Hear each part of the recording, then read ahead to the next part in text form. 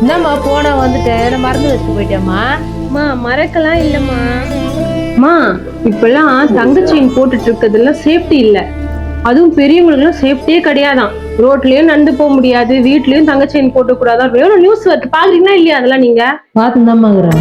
எவ்வளவு நியூஸ் வருதுமா. வீட்லயும் தங்கச்செயின் போட்டு கூடாதான், ரோட்லயும் போட்டு போக கூடாதான். எவ்வளவு பேருக்கு சொல்லிருக்கு. அதுவும் இந்த பெரியவங்க வயசானவங்களை பார்த்துதான் முதல்ல இந்த மாதிரி ப்ராப்ளம் வருதான்.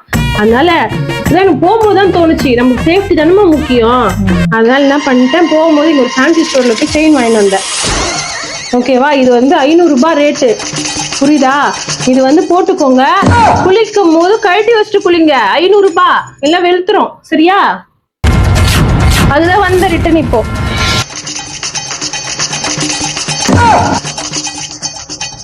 சரி நான் கிளம்புறேன்.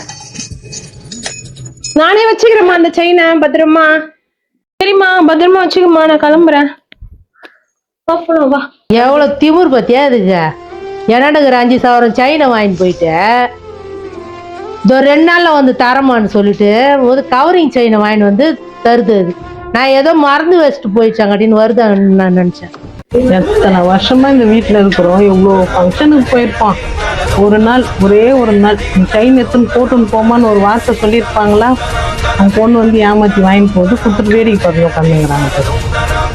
மர்த்தம் கட்டினா வருவான்ல, அதுக்கு ஒரு முடிவு கட்டுறேன் நான்.